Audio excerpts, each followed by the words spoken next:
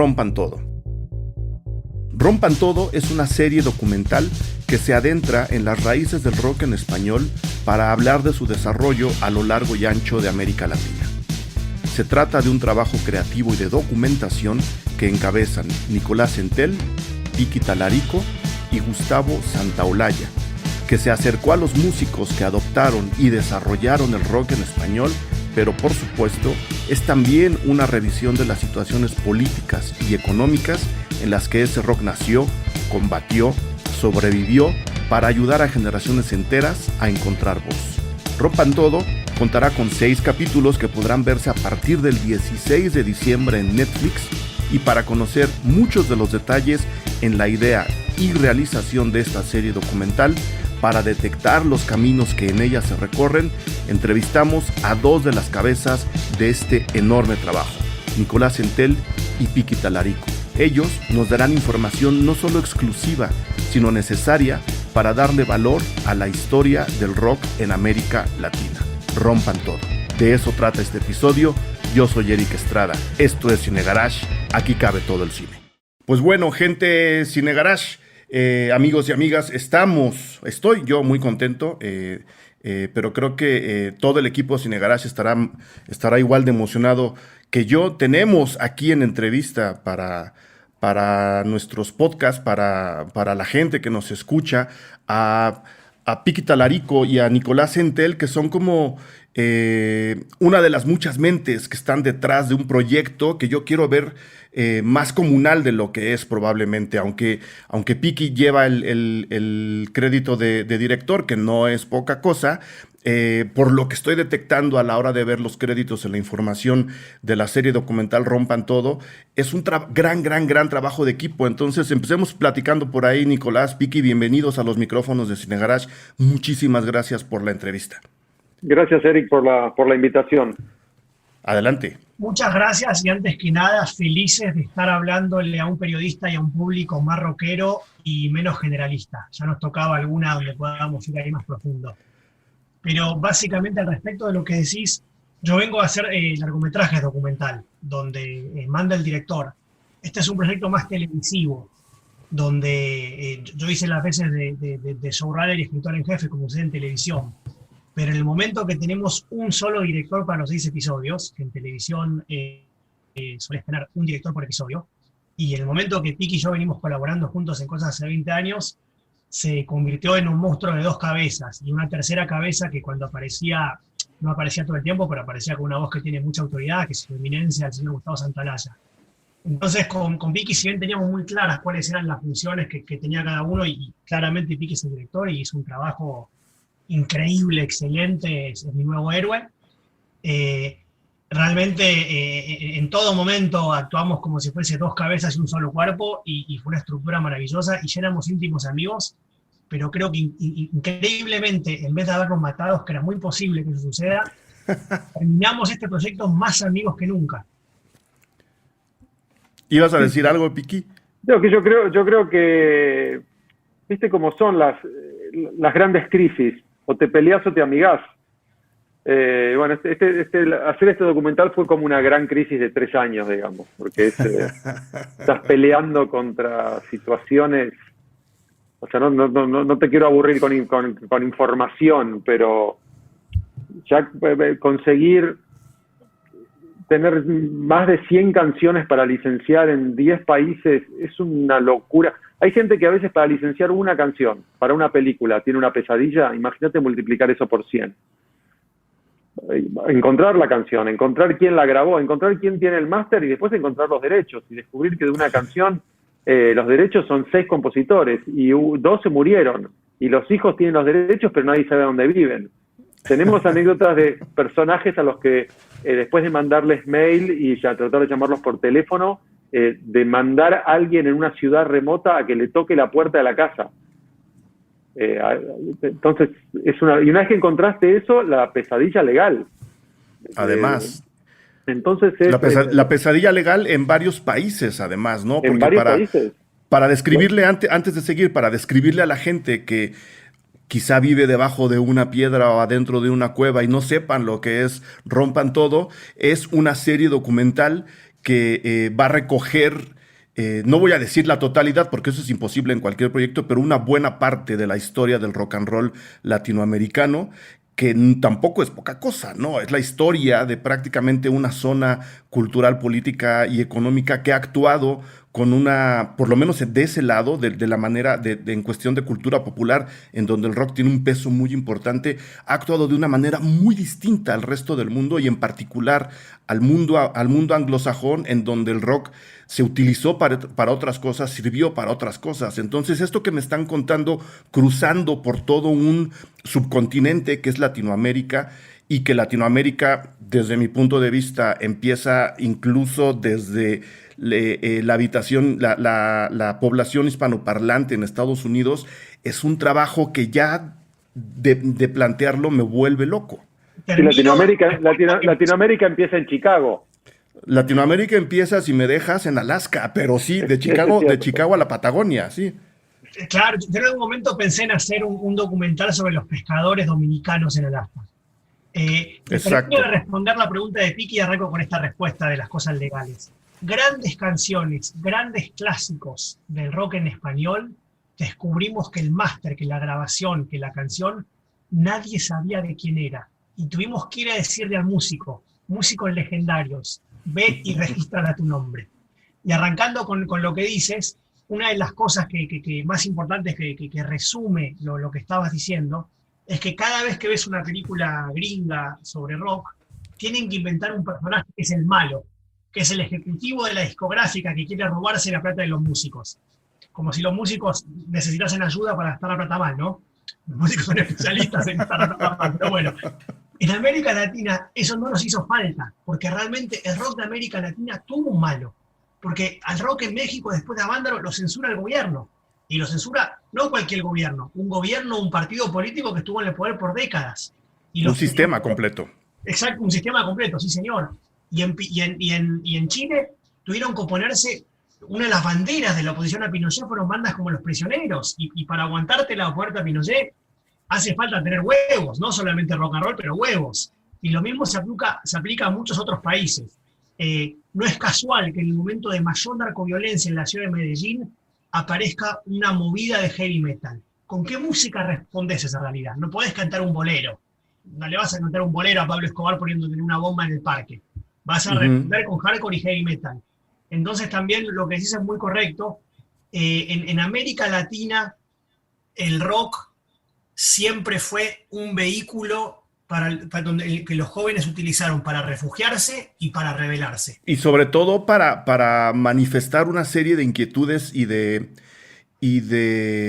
propuestas que se habían callado también de manera sistemática. Otra vez, hablando de la región, América Latina funciona de una manera propia, y en consecuencia los relevos generacionales no se dieron de la misma forma que en el resto del planeta. Y en el resto del planeta, hablando del rock and roll, me refiero de nuevo al mundo anglosajón. ¿Cómo y en dónde, en consecuencia, buscando este relevo generacional, esta subcultura o contracultura que de hecho se encarna en el rock and roll, dónde comienzan? Porque el rock and roll hecho por hispanos en Estados Unidos sirvió para una cosa, y el rock and roll hecho por los argentinos durante la década de los 80 sirvió para otra cosa. ¿En dónde está ese punto de partida que para Rompan Todo ustedes dijeron, aquí va a empezar todo, de aquí vamos a empezar a jalar hebra? ¿Cómo se decide ese punto de partida? Hicimos bastante research, ¿no? Mucha investigación. Y si bien estamos hablando del fin de los 50 y había varios elementos, bueno, ¿cuál fue la primera grabación? ¿Cuál fue? Pues fue Gloria Ríos con el relojito, ¿ves? Es como, hay un montón de elementos. En definitiva, todos coincidimos que lo que nosotros creemos que es el primer verdadero rock en español, o rock and roll en esa época en español, es Richie Valens con La Bamba, que toma un tema tradicional mexicano y lo convierte en un rock. Y además es un mega éxito. Eso es Nico siempre dice que si Richie Valens no hubiera muerto en ese trágico accidente, el rock en Latinoamérica hubiera sido mucho más rápido, seguramente. Claro. Perdona que te interrumpa, y además muere en un accidente determinante para la historia del rock and roll universal, ¿no? Entonces, Exactamente. desde ahí no podemos separar la importancia del rock latinoamericano con respecto al rock and roll del resto del mundo. Ya desde ahí, en origen, en ese desgraciadísimo accidente, el rock and roll latinoamericano dice, hombre, yo estoy en primer plano, ¿no?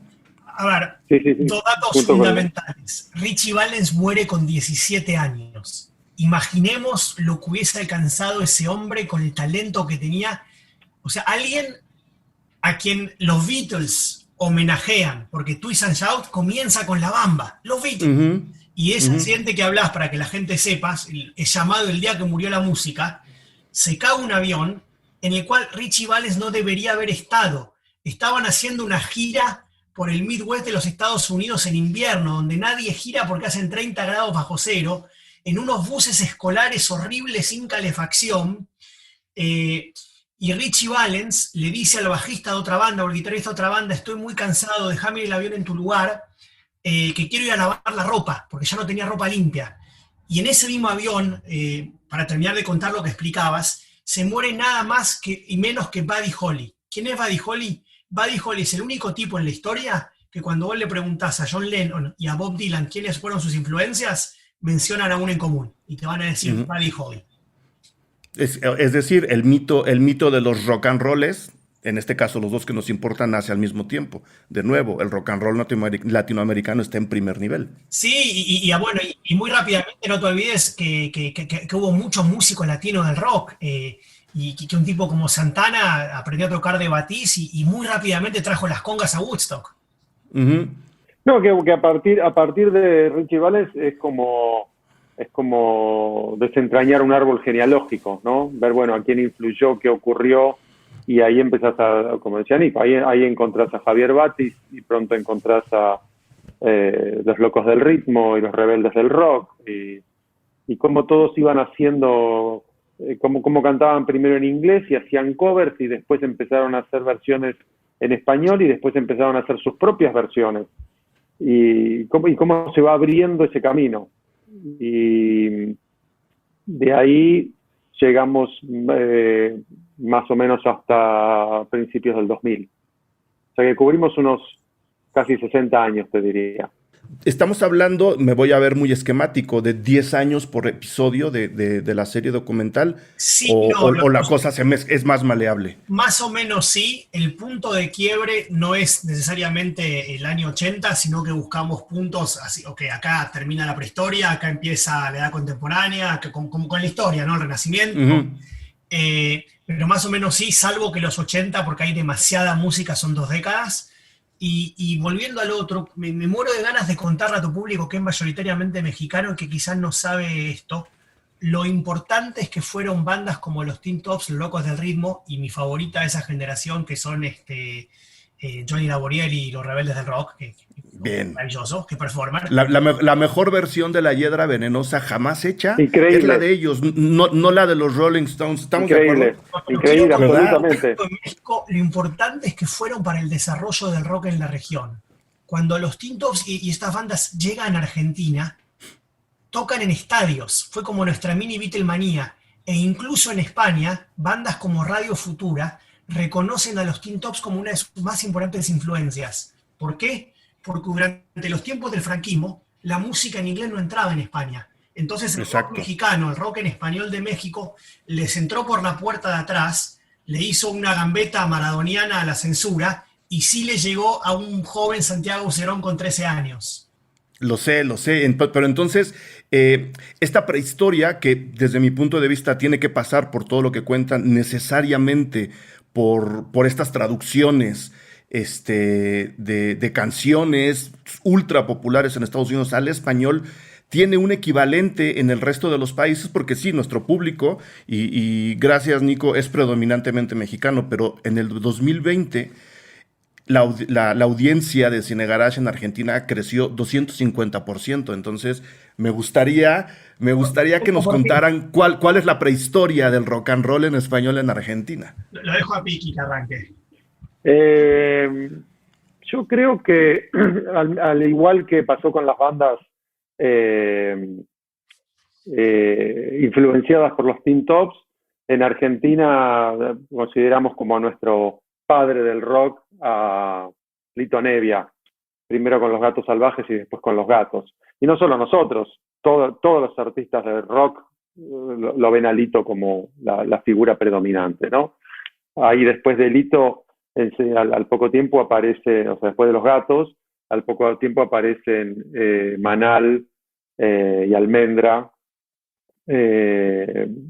y Box Day, Arcoiris, todas bandas que hacen ese traslado ya de fin de los 60 y Almendra, obviamente, ¿no? La banda de Spinetta, hacia los 70. Eso sería como nuestra, no sé si prehistoria, creo que nuestra historia, porque hay datos anteriores, ¿no? Como Eddie Pequenino y gente, pero que eso ya todavía hacían un rock que era claramente una copia del rock and roll, ¿no? De Bill Haley and the Comets y de Chuck Berry. Digo, pero el verdadero, el rock que ya podemos empezar a llamar argentino en ese caso es con Lito Nevia. Ese es el fin de nuestro episodio 1, que preguntabas antes. Okay. Sentimos que Luis Alberto Spinetta representa, junto a los artistas, el momento en el cual el rock en español se convierte en un arte, en una forma de expresión independiente. Que adquiere personalidad después de esta, más que prehistoria, yo le llamo infancia, ¿no? Aprender a hablar Exacto. por uno mismo, primero traduciendo las letras y luego haciendo las propias. Luis Alberto Spinetta es el bar mitzvah del rock en español. Okay, muy bien. Sí, algo que yo nunca había hecho la asociación. Ahora que lo sé me parece una obviedad, pero nunca había hecho esa asociación, que lo cuenta Celeste Carballo, una gran cantante argentina, que ella dice que la Argentina no tiene grandes cantantes, sino tiene grandes letristas. Y dice que eso se debe a que la Argentina venía de la poesía del tango, que es una poesía realmente increíble.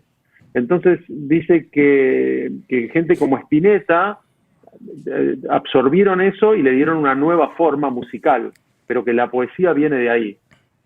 Digo, y ahora que lo sé me parece como, claro, tiene todo el sentido, pero yo nunca había hecho esa asociación, por ejemplo. Pues bueno, conectaremos esos puntos a la hora de revisar Rompan Todo.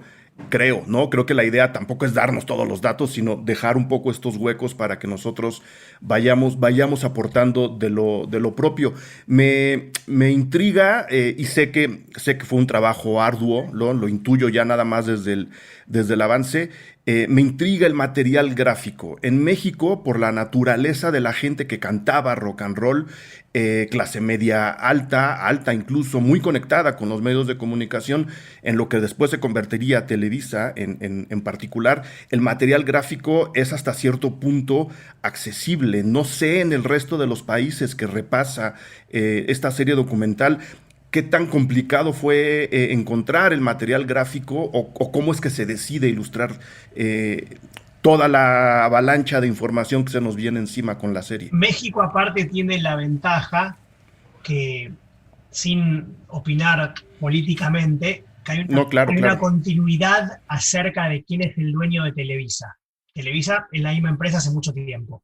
En el caso de Colombia o de Argentina, la misma empresa fue privatizada, estatizada, reprivatizada, reestatizada, media docena de veces. Y en esos contratos a nadie le importaba el archivo, todavía no sabíamos del valor del archivo. Entonces nunca queda claro si el que ahora es el dueño de tal canal en Argentina, Colombia, Chile, es además el dueño del archivo o no. Es un vacío jurídico importante con el cual tuvimos que lidiar. Además, éramos tan tontos y entendíamos tan poco el valor del archivo, que por ahorrar dinero, durante décadas, los tapes, los cassettes de video, en muchos países se reusaban.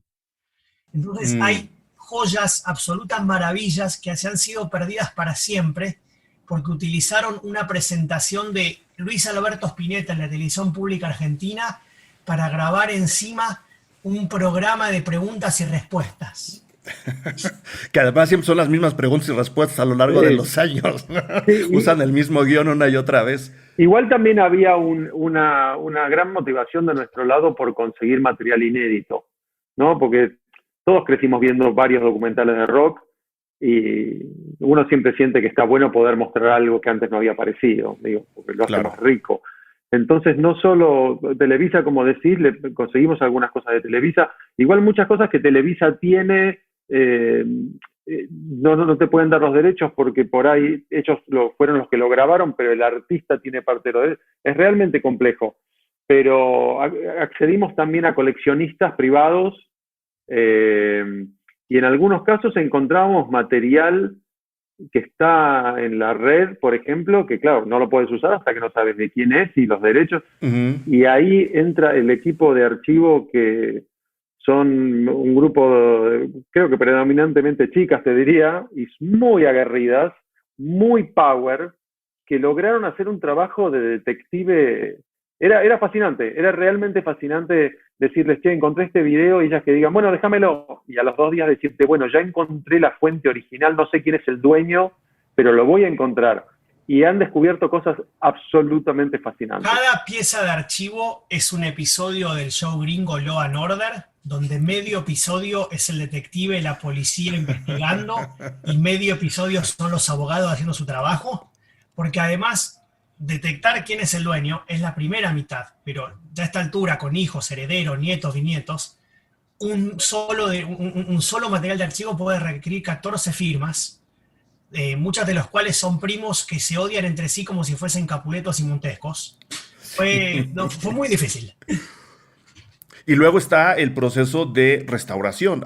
Cualquier tipo de archivo hay que ponerlo en la calidad mínima indispensable para que pueda aparecer en la televisión, en este caso a través de una serie documental de Netflix. Ese es un trabajo extra.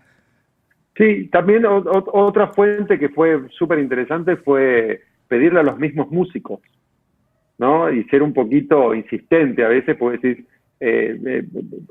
¿crees que habrá fotos de esa época? No, sí, había un fotógrafo en la época. Bueno, decime quién era, ¿te acordás? Sí, pero no sé si tendrá. Pues dame entonces te da el nombre del fotógrafo, le llamas al fotógrafo, el fotógrafo te dice, sí, yo tengo hay una bodega en la que tengo unas cajas, pero la verdad es que hace 20 años que no voy. Digo, ¿podrás ir? No, ahora no puedo. Yo mando a alguien. Entonces, mandando a alguien desde Argentina a México, a un asistente a que vaya y le pida la llave, ir a la bodega con el permiso de la... Y así empezaron a aparecer fotos, y después los fotógrafos diciendo, qué bueno que me hicieron hacer eso, ahora me doy cuenta que tengo un material increíble. Entonces claro, hay un resurgimiento del material de archivo que está buenísimo. Te digo que es fascinante y angustiante al mismo tiempo el proceso. Claro, estamos hablando de cuántos años atrás para el estreno a mediados de diciembre de la serie. ¿Cuántos años ¿Hace cuántos años comenzó no solo la idea de hacer esta serie, que es a donde quiero llegar después de esta pregunta, sino el trabajo? Esto no se hace en un año. Como dice nuestro queridísimo socio y amigo Gustavo Santaolalla, este es un documental que comenzó a hacerse hace 50 años. Exactamente, cuando Richie Valens, podríamos decir incluso, ¿no? Si el documental va hasta allá en espíritu, pues desde ahí tenemos que empezar a recopilar. ¿A quién fue el que dijo, oye, es momento de recoger buena parte de la historia del rock and roll en América Latina? ¿En qué fiesta ocurrió eso? Igual, esa idea que fue mía, pero esa no es la idea importante. O sea, sí, yo tuve una reunión en Netflix y venían de hacer Making of a Murderer, que había sido un enorme éxito y de alguna forma le había dado un nuevo impulso al género de serie documental, y yo los conocía y me conocían y me sentaron y me dijeron, estamos buscando algunas ideas para hacer una docuserie en español. Y yo le dije, bueno, dame un tiempito, pero quiero encontrarte una idea que no funcione solamente en Colombia o en México o Argentina. Quiero una idea regional, porque si vamos a ponerle sangre, sudor y lágrimas a algo que sea así de grande. Pero esa es la idea menos importante, porque cualquiera puede decir, voy a hacer un documental sobre la historia del rock en español. Las ideas importantes que tuvimos en equipo con Piqui y Gustavo, para mí son dos. Es cuando decidimos que vamos a contar la historia del rock en español, pero simultáneamente, o lo que realmente estamos haciendo, es contando la historia de América Latina a través del rock. Tiene algo muy Eduardo Galeano el proyecto, por decirlo de alguna forma. Esa idea es clave. Así como cuando hice Pecados de mi padre, dije, voy a contar la historia de Pablo Escobar, pero desde el punto de vista del hijo. Y la segunda idea que tuvimos, así como cuando hice Pecados, dije, y voy a juntar al hijo con el hijo de sus víctimas. La segunda gran idea que tuvimos, repito, en este equipo, este monstruo de tres cabezas que formamos con Piqui y Gustavo, fue cuando dijimos, vamos a hacerlo entrevistando exclusivamente a los músicos, a los artistas. Vamos a aprovechar que, salvo alguna excepción, como Rodrigo o mi admiradísima Rita Guerrero en México, o Cerati, Papo y Spinetta en Argentina, no están con nosotros, pero que el resto está, vamos a aprovechar para que sean ellos los que cuentan la historia. Porque estoy cansado de ver documentales donde entrevistan al abogado o al tipo que le carga la guitarra o a un periodista, con todo respeto por el periodismo. Esas fueron las dos ideas que definen a este proyecto. Es momento de agradecer a todos y a todas nuestras Patreons. Con ustedes, con su aportación, con su apoyo, con el alma que le inyectan a Cine Garage, que cada vez crece más, es que este proyecto no solo se mantiene, sino que está creciendo. Estamos llegando a muchos más países que antes, y eso, la verdad, aunado al nivel de producción que hoy tienen nuestros podcasts, a la popularidad que han alcanzado en México y en el extranjero, no sería posible sin su ayuda. Usaremos este dinero para que la comunidad siga creciendo. Invitamos a quienes no son Patreons todavía de Cine Garage, que vengan, que se sumen al proyecto, que sean parte de esta comunidad que está platicando de mil cosas, de nosotros, de todo lo que nos importa alrededor y a través del cine. Solamente tienen que ir a patreon.com/cinegarage, seguir un par de instrucciones muy sencillas, se suman a nuestra comunidad, disfrutan de una buena cantidad de recompensas, pero sobre todo se convertirán en el alma central de Cine Garage, como ya lo son Jorge Espinosa Rentería, Jaime Peña, Maciel Mendoza, Gaby Guillén, Gina Cobos, Mau, Andrés Clarión Rangel, Daniel A.S. Becerril, Ernesto Pérez, Francisco Adame, Joniva, Alejandro de la Cruz, Judith Valencia, Rafael López, Rafa Rufus y Juan Morales. Mil gracias a todos ellos, a todas ellas, a todos los demás. Aquí seguimos al pie del cañón. La imagen de la mujer en el rock and roll. Normalmente, por cuestión de formación profesional, mi última etapa en la universidad fue mucho entrar al estudio de la contracultura, en México en particular. Y te encuentras con que los libros, los registros, todo lo que está en primer plano a la hora de repasar la vida contracultural de México, que se va hasta el mambo, ¿no? Yo habría empezado desde el mambo incluso, deja un poco de lado, si no es que mucho, a la aportación de las mujeres. Y creo que el rock en español tiene una base muy clara en el poder que las mujeres y en lo que las mujeres han querido contar a través de la música rock and rollera en español. Se voltea hacia allá, me imagino, en la serie. Es una respuesta compleja, porque primero que el rock no es una isla. El rock nace en un mundo en el cual lamentablemente el 50% de la materia gris, el 50% del talento, el del 50% de la población, no estaba siendo utilizado como se debería. Un absoluto desperdicio. Ya hubiésemos llegado, además de la Luna, a Júpiter, si hubiésemos utilizado el otro 50% del cerebro y el corazón humano que no usamos, que fracasamos todas las culturas en utilizar. Entonces sí, el rock tuvo un aspecto misógino. Y hubo menos cantantes mujeres que hombres en un principio, y menos guitarristas y menos bandas de mujeres. Pero al mismo tiempo el rock era parte de un movimiento que se oponía a eso y que quería abrir puertas de manera tremendamente imperfecta. Hay un montón de machismo en el rock, hay un montón de canciones que hoy por hoy son directamente pedofilia, que no puedes pasarlas en la radio porque es una locura. Y no podíamos ocultar eso, no podíamos decir vamos a poner en la década del 70 que el 50% de las entrevistadas sean mujeres, porque eso sería incluso contar a las chicas de hoy, a las mujeres de hoy, una historia que es una mentira. No podemos mentir, es una falta de respeto. Pero lo que sí tuvimos la intención de rescatar el trabajo de muchas de las pioneras del rock a las cuales quizás no se les presta la atención que se merecen.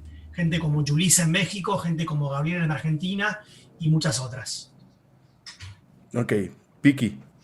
Sí, coincido con lo que dice Nico. Digo, era un tema que obviamente desde el vamos estábamos súper atentos. Como realmente son muy pocas las protagonistas, sobre todo en los primeros, te diría, 40 años del rock, fuimos muy consistentes en tratar de encontrar a esas mujeres, ¿no? Como decía Nico, a Gabriela o a Yulisa. A Yulisa pudimos entrevistarla, una entrevista, uno de los momentos más mágicos. Poder hablar con Yulisa, que ya estaba rockeando en los 60. Nada, se lo deseo a todo periodista. Yo no soy periodista, pero se lo deseo a todo periodista que pueda hacer una entrevista con Yulisa. Increíble. Y después lo que hicimos fue tratar de encontrar a voces femeninas que cuenten su visión, o sea, de hoy en día. Porque hoy en día, gracias a Dios, hay muchas mujeres, muchas bandas de mujeres, muchas mujeres que son desde técnicas, productores, sonidistas a presidentes de discográficas. Entonces siento que ahí vamos de a poquito mejorando. Andrea Echeverri de Terciopelados, para mí lo define en una anécdota que dice que cuando hicieron el Guachatour eran 90 personas en la gira, que iban a todos lados con el Guachatour. 88 hombres y 2 mujeres. Ella y una gringa en producción. Y ya. Y eso para mí define el porcentaje. Siento que tenemos un porcentaje mayor en el documental de mujeres entrevistadas que el verdadero porcentaje que ha tenido el rock. Bueno, algún equilibrio tendríamos que encontrar, ¿no? Si no ocurrió en su momento, a la hora de hacer el registro, creo que es una gran aportación. Yo creo que si se hace un documental dentro de 20 años, repasando los últimos 30, no sé si no hay más mujeres que hombres, en general. Okay. Voy a usar una expresión muy argentina, pero esto también habla del aguante que tenían las mujeres del rock, del aguante que tenían mujeres como Andrea, como Fabi Cantilo en Argentina, porque para irte de gira con 88 rockeros y su personal técnico, que son 88 cavernícolas, hay que tener mucho aguante. Sí, porque además van sueltos, ¿no? Van sin cadena los 88. Exactamente. O sea, si vos ves a los 88 caminando por la calle, capaz que cruzas de vereda. Claro, no te quedas ahí. El cuerpo de investigación, porque de nuevo, por cuestiones mediáticas, México y Argentina tienen una predominancia natural, ¿no? Son como los dos panes del sándwich de esta historia, sin dejar fuera España. Estoy entendiendo que España está dentro de este documental, ¿verdad? España, o sea, imposible abarcar el universo de rock español en este documental. Pero claro, nos parecía que había que tocar un tema fundamental, que es, gracias a que las radios en México, en particular la 101, empezó a pasar música de España, todavía cuando estaba la prohibición. Rocolé se llamaba el programa, si quieres que te lo recuerde. Muchas gracias. Eso y el Espacio 59 también, y un programa que se llamaba El Chiringuito. Creo que los domingos a la noche empiezan a pasar música, en particular de bandas como Radio Futura, Nacha Pop, Hombre G, Mecano, Los Toreros Muertos. Entonces siempre desde que armamos como la estructura, siempre pensamos en que estaría buenísimo tener la visión de ellos, ¿no? No solo que los mexicanos nos cuentan, como el Café Tacuba, que dice que Radio Futura fue una banda fundamental para ellos, ver cuál es la posición de ellos. Entonces tuvimos la suerte de poder entrevistar a Santiago Aucerón de Radio Futura, y a Nacho Vega de Nacha Pop, y a Pablo Carbonell de Los Toreros Muertos, 3 entrevistas también fantásticas. Y es muy interesante porque así como Aucerón cuenta lo que decía Nico más temprano, la influencia en Radio Futura de los Teen Tops, él es muy consciente de lo que generaba en México y cuenta en detalle su viaje a México. Pero después también reconoce a Café Tacuba como una de las grandes bandas de Latinoamérica. Entonces se arma una cosa como un círculo, ¿no? Full circle. Sí. Así que España solo tocamos así de costadito como para contar esa inclusión. Son la aceituna del sándwich. Absolutamente. Sí. Pero si quisiéramos hacer realmente meternos con el rock español, es una serie nueva, entera, porque es un universo vasto y alucinante. Yo le entro, ¿eh? Dime, vamos. Nico. La prioridad era concentrarnos sobre todo en el diálogo entre los diferentes países de América Latina. Incluso están los Redondos de Ricota, los Redondos de Ricota, que dentro de Argentina son la banda más popular de Argentina, un fenómeno único, más popular que Soda Stereo en Argentina, pero que nunca tocaron, salvo en Uruguay, afuera de Argentina. Entonces, si bien los Redondos tienen su lugar en nuestro documental, y es alucinante que hayan aceptado darnos archivo de música porque nunca lo hacen, en el momento que estamos hablando de toda América Latina, tienen un lugar más pequeño que estemos hablando de Argentina. Porque para nosotros el foco de este documental era también el diálogo entre los diferentes países y cómo lo que ocurrió en Argentina afectó lo que ocurrió en Chile, lo que ocurrió en Chile afectó en México, lo que ocurrió en... Y entonces esas bandas españolas, que Piki mencionó, nos interesan en ese contexto. En el contexto de que cuando México, porque había tenido una prohibición, estaba huérfano de tradición rockera, el rock mexicano se nutrió de un montón de bandas españolas y argentinas, pero lo alucinante de esta parte de la historia es que al rock mexicano había tantas ganas de hacer rock que le llevó tan poquito alcanzar estos otros países que le llevaban 10 o 15 años. Lo dice Cachorro López. Cachorro López es un músico increíble argentino y productor, Los Abuelos de Granada, un montón de bandas, que fue uno de los productores de las primeras 5 bandas que fueron producidas para el famoso Rock en tu Idioma. Vienen a producir de Argentina, entre otros, Cachorro López y Gustavo Santaolalla, pavada de productores. Y Cachorro dice que, si bien los trajeron a ellos, lo que pasó en México no solamente rápidamente alcanzó, sino que sobrepasó cualquier otra cosa en cualquier otro país. Yo estoy de acuerdo con él, por más que sea argentino. Lo que ocurre en México a partir del mediados de los años 80 con el rock, y aparte cómo crean su propio rock mestizo, que quizás es algo que empieza quizás con Jarabe y lo lleva a otro nivel Maldita, y eventualmente a otro nivel... Perdón, Botellita, no Jarabe. Perdón, Botellita, no Jarabe. Me equivoqué de líquido. Botellita, Maldita, Tacuba. Para mí es una cosa que es importante a nivel historia de rock mundial. Yo estoy de acuerdo, y es donde está una pregunta, inquietud. Primero, para hablar del resto de los países que se tocan en la serie, el cuerpo de investigación, ¿de dónde surge para hablar de lo que ocurrió en Colombia, para hablar de lo que ocurrió en Chile? No lo hicieron todos ustedes. Hay que llamar a un grupo de personas que les digan, hay que rascar por aquí. ¿Cómo se arma ese equipo? Armamos una selección. Empecé escribiendo solo, pero Piki venía en mi oficina y teníamos interminables reuniones frente a un pizarrón escribiendo cosas. Compramos un montón de libros.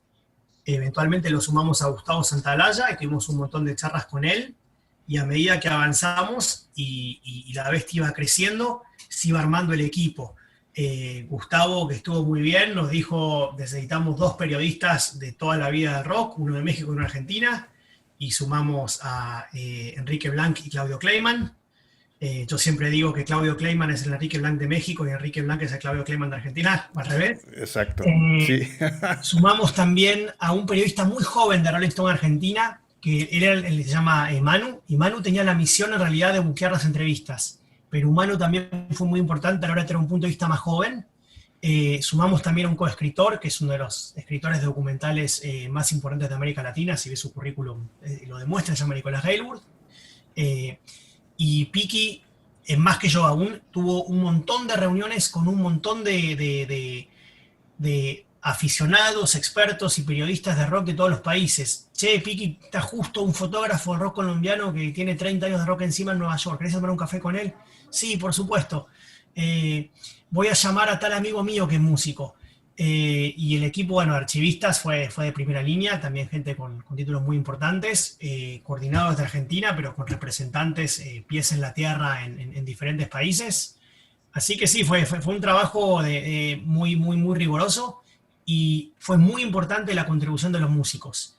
Uno de los grandes méritos de Piki en este documental, que tiene muchos méritos, pero uno de los grandes méritos fue que Piki realmente creó, y eso se ve en las entrevistas, pero se ve también esto que voy a contar ahora, un vínculo muy auténtico y honesto con los músicos. Entonces Piki quedó en un lugar de privilegio, donde a lo largo de los 6 meses o el año que le continuaron a cada entrevista, en muchos casos, él podía llamar a un músico a hacerle preguntas y sacarse dudas. Y hubo tipos que con enorme generosidad, aunque no tengan este crédito en el proyecto, fueron consultores permanentes. se me ocurre sin pensarlo, y los puede nombrar Piqui mejor que yo, tipos como Humberto Calderón. Lo que hizo Humberto Calderón, que no solamente fue miembro de Neón, sino que lo que hizo con Culebra en nombre del rock en nuestro idioma, es importantísimo. Realmente agradecidos de por vida. Díganos cuándo empieza la serie, más o menos cómo están divididos los 6 capítulos para que la gente esté atenta y la pueda checar. Arranca este miércoles 16 en todo el mundo a la vez, excepto China. ¿Cómo era, Nico? Excepto China, Siria y Corea del Norte. Y Arabia Saudita, que se joda. Arabia Saudita, bueno, que se lo pierden, no es culpa nuestra. Sí, y subtitulado en 29 idiomas, así que parece que el rock latino tiene su peso. Ayer nos contaban las chicas de prensa que están pidiendo notas de Noruega, por ejemplo. Claro. Así que, there we go. No sabemos, ¿sí? ¿No? A la gente, esta es la oportunidad que tienen para votar, ¿rock o Luis Miguel? Elijan de una vez. Pues ahí está la invitación. Los episodios están divididos. Nunca fue la intención dividirlos por décadas, pero un poquito se acomodó así. Entonces te diría que el primer episodio cubre fin de los 50 hasta fin de los 60, casi principio del 70. La segunda cubre los 70 y entra un poquitito en los 80, o termina bien en los 80. 3 y 4 cubren básicamente los 80 porque fueron tan ricos que no alcanzaba con un episodio. Fue una bomba, sí. Sí. El 5 cubre lo que llamamos la era MTV un poco, que es cuando realmente todos los músicos y todos en Latinoamérica podíamos entender qué estaba pasando en la otra punta instantáneamente. Y el último episodio cubre desde mediados de los 90, te diría, casi te diría desde el efecto tequila, desde el error de diciembre, hasta Calle 13, 2007, por ahí. Hasta la otra crisis, la del 2008. La del 2008, claro, de crisis a crisis. Sí. De crisis a crisis, así va la historia de la cultura y así va la historia del rock and roll. El rock and roll nace de crisis sobre entre otras muchas cosas. Ahí está la invitación y de verdad quiero agradecerles, Nico, Piqui, toda la información, esta plática que han tenido con la gente de Cine Garage, desearles toda la suerte del mundo con esta serie, con la secuela, con el detrás de cámaras, que espero también con ansia por todo lo que me acaban de contar, y probablemente con el libro. Si se avientan a hacer la serie en España, yo aquí tengo un par de manos voluntarias para trabajarla. Mil gracias y felicidades, la verdad. A todos los chicos que están tocando una guitarra eléctrica en algún lado en México durante cuarentena, mi mensaje es: yo soy un viejo de mierda, no tengo por qué entender lo que están haciendo, pero sigan papaloneando, el futuro es vuestro. Ahí está. Gracias. Gracias a vos, Eric. Un abrazo. Gracias por escuchar Cine Garage. Si nos escuchas en Apple Podcast, regálanos una reseña para que más gente descubra este podcast. Suscríbete a Cine Garage siguiéndonos donde sea que escuches este programa para enterarte de nuestros próximos episodios. Cine Garage es parte de Sonoro. Ingresa a sonoromedia.com para escuchar más de los podcasts que aquí se producen.